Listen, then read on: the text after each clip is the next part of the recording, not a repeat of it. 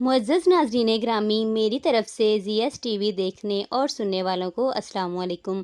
आज की हमारी वीडियो का मौजू हज़रत ईसा अलैहिस्सलाम के मुतल्लिक़ कुछ वाक़यात, इनकी पैदाइश, इनके बचपन के एक आध मोजज़े और इनके हालात ज़िंदगी के बारे में कुछ ऐसी बातें आपके गोशे गुज़र करना है ताकि आप भी इन वाक़यात को जान सकें।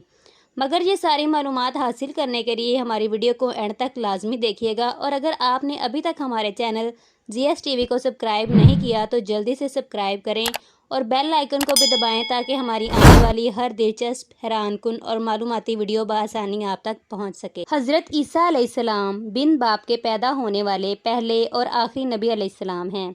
इनकी पैदाइश हज़रत मरियम अलैहिस्सलाम के पाक वजूद मुक़द्दस से हुई।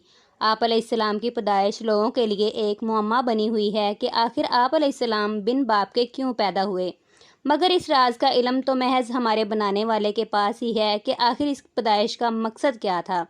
अलगर्ज जब आप अलैहिस्सलाम की पैदाइश हो गई तो लोगों ने आप अलैहिस्सलाम की वालिदा माजिदा हज़रत मरियम अलैहिस्सलाम पर तोहमतें लगाना शुरू कर दी।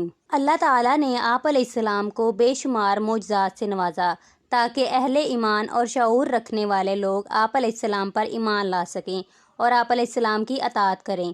आइए चंद मोजज़ात आप अलैहिस्सलाम के आपके गोशे गुज़र करते हैं। आप अलैहिस्सलाम पर जब बनी इसराइल ईमान ना लाए और कहा कि आप अलैहिस्सलाम को आम इंसानों की मानिंद ही लगते हैं, तो हम आप अलैहिस्सलाम पर ईमान क्यों लाएं? और अगर आप अलैहिस्सलाम वाकई अल्लाह के नबी हैं तो कोई ऐसी चीज़ करके दिखाएं जो आप अलैहिस्सलाम कर सकते हों और हम ना कर सकते हों। अगर आप अलैहिस्सलाम ने ऐसा कुछ करके दिखा दिया तो हम बिना किसी सवाल के आप अलैहिस्सलाम पर ईमान ले आएंगे।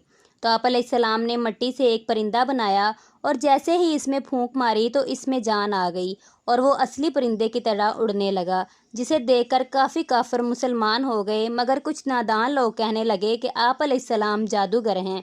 आप अलैहिस्सलाम को ये मौजज़ा भी अल्लाह ताला की तरफ से अता था कि अगर कोई शख्स बीमार हो जाता तो आप अलैहिस्सलाम इसे अपने मौजज़े की मदद से ठीक कर सकते थे, और उन्होंने अपने इस मौजज़े की बदौलत काफ़ी लोगों को ठीक भी किया। इस मौजज़े की वजह से भी काफ़ी लोग आप अलैहिस्सलाम को अल्लाह का ख़ास बंदा मानने लगे और आप अलैहिस्सलाम की अताअत करने लगे। आप अलैहिस्सलाम के पास ये मौजज़ा भी था कि अगर कोई इंसान इनके सामने आता तो वो उसे देखकर बता सकते थे कि इस शख्स ने क्या खाया है, कब खाया है और कितना खाया है। इसके अलावा आप अलैहिस्सलाम ये भी बता दिया करते थे कि इसके घर में इस वक्त खाने का सामान कितना, कौन सा और कितनी मिकदार में पड़ा है, जिसे सुनकर अहले ईमान तो ईमान ले आते मगर काफिर कहते कि आप अलैहिस्सलाम जादूगर हैं। आप अलैहिस्सलाम का सबसे बड़ा मौजज़ा ये था कि वो मुर्दा को ज़िंदा कर देते। अल्लाह ताला ने हर नबी को हिकमत व दानिश से नवाजा ताकि वो लोगों के मसाइल को बेहतर तरीके से हल कर सकें। हज़रत ईसा अलैहिस्सलाम की हिकमत इस कदर थी कि जो किस्सा आप अब सुनने जा रहे हैं आप सब हैरान हो जाएंगे। हुआ कुछ यूं कि आप अलैहिस्सलाम का गुज़र एक ऐसी बस्ती से हुआ कि जहां पर एक धोबी लोगों के कपड़े धोता था।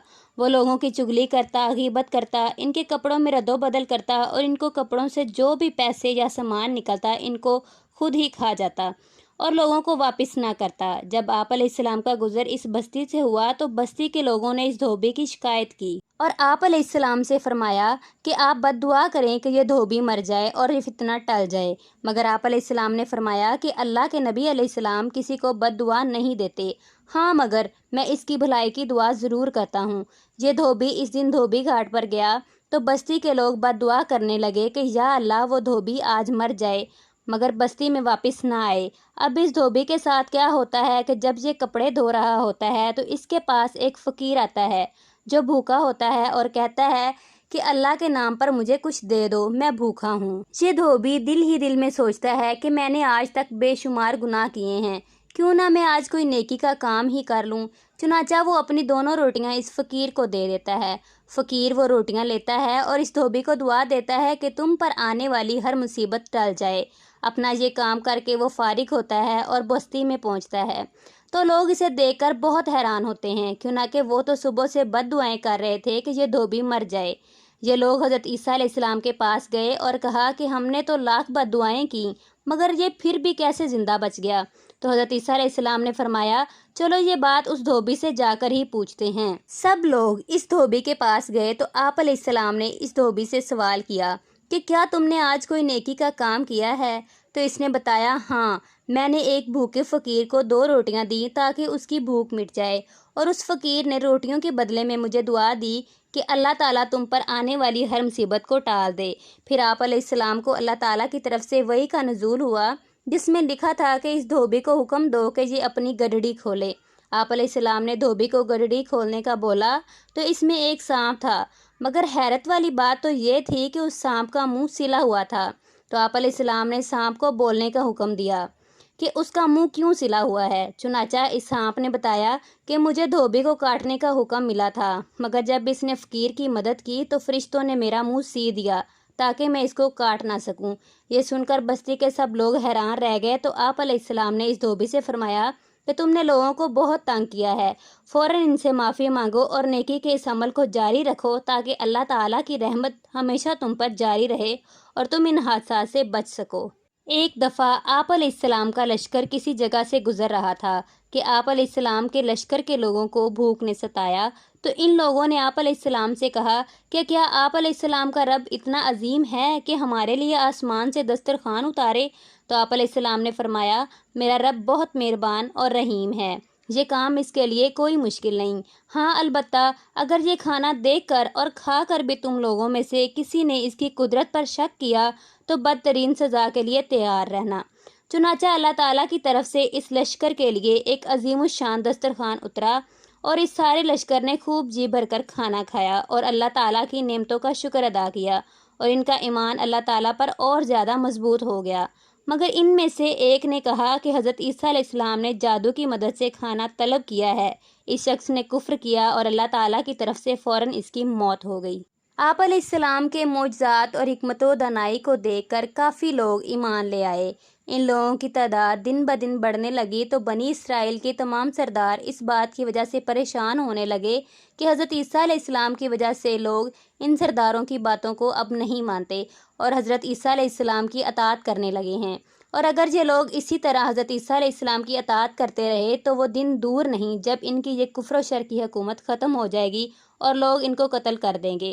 چنانچہ یہ طے کیا گیا کہ حضرت عیسیٰ علیہ السلام کو قتل کر دیا جائے، اور اس دور میں پھانسی دینے کا رواج تھا۔ چنانچہ آپ علیہ السلام کے ایک قریبی کو ہی کچھ رقم دے کر خرید لیا گیا تاکہ یہ قریبی ہی ان کی جاسوسی کرتا رہے اور حضرت عیسیٰ علیہ السلام کو کوئی خاص وقت دے کر قتل کر دیا جائے۔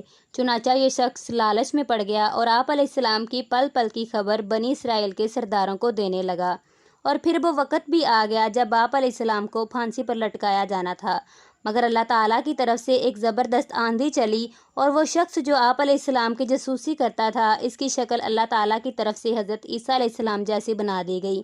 بنی اسرائیل کے لوگوں نے اس شخص کو حضرت عیسیٰ علیہ السلام سمجھ کر پھانسی پر لٹکا دیا اور اللہ تعالیٰ نے حضرت عیسیٰ علیہ السلام کو زندہ سلامت اٹھا لیا۔